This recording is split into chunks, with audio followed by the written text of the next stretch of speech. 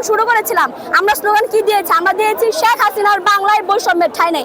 আর এখন আমরা কি বলতে হচ্ছে? স্বৈরাচার তো গদি ছাড়। কেন বলতে হচ্ছে? কারণ তিনি তার আদর্শ ধরে রাখতে পারেনি।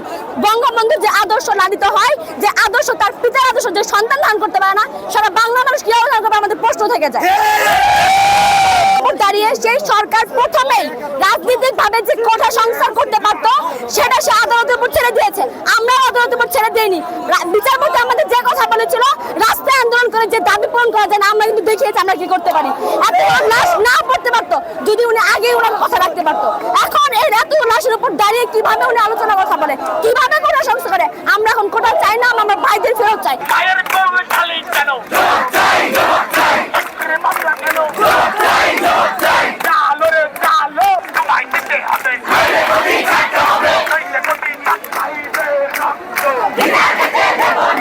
সারা দেশে যে কোটা সংস্কার আন্দোলন চলছিল তার উপরে সরকার বাহিনীর, রাষ্ট্রীয় বাহিনীর, ছাত্রলীগ, যুবলীগ সহ পুলিশ সহ এখানে ছাত্রদের উপরে নির্বিচারে হত্যা চালিয়েছে, গণহত্যা চালিয়েছে। এখানে আমরা প্রায় 300-র বেশি ছাত্র মারা গিয়েছে, শিশুরাও রেহাই পায়নি। সে জায়গা থেকে সারা দেশের মানুষ এই হত্যাকাণ্ডের বিচার চায়। এই যে গণহত্যা চলেছে সেটার বিচার চায়। সেই দাবিতেই আজকে এখানে ছাত্ররা একত্রিত হয়েছে এবং এই দাবি আদায় না হওয়া পর্যন্ত ছাত্রদের এই আন্দোলন চলবে এবং সারা দেশের মানুষ এই আন্দোলনের সাথে যুক্ত হয়ে গিয়েছে এবং সর্বস্তরের মানুষই এই হত্যার বিচার চাইছে এবং সারা দেশে যে স্বৈরাচারী শাসন চলছে তার অবসান চাইছে।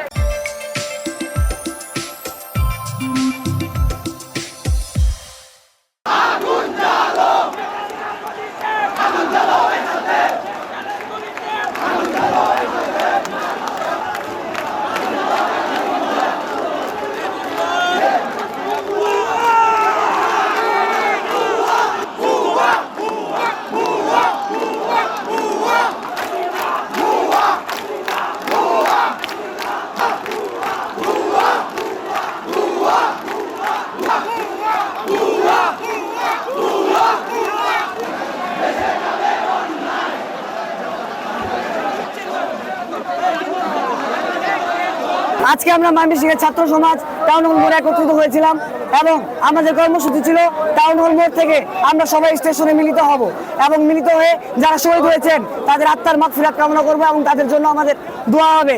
শেখ হাসিনা, বাংলাদেশ আওয়ামী লীগ এত বছর ধরে আমাদেরকে বঙ্গবন্ধুর যে আদর্শের সংগ্রাম আমাদেরকে পুশ করেছেন সেই সংগ্রাম আমরা ধারণ করি। বঙ্গবন্ধু বলেছিলেন আমরা খুনিদের রক্তের উপর দাঁড়িয়ে আলোচনায় বসতে পারি না। ঠিক তেমনি আমরা বলতে চাই যে সরকার, যে ক্ষমতাবান দল আমাদের এই ভাই বোনদেরকে গুলি করে হত্যা করেছে তাদের সাথে কোনো আলোচনা চলবে না। আমরা এই রাষ্ট্র ব্যবস্থার প্রতি ধিক্কার, লজ্জা জানাতে আমরা এখানে দাঁড়িয়েছি। আমরা কোনো খুনির সাথে দাবি আদায় চাই না। আমরা চাই এই খুনি সরকার পদত্যাগ করে ছাত্রদের হাতে ক্ষমতা হস্তান্তর। ইনকিলাব জিন্দাবাদ, ইনকিলাব জিন্দাবাদ।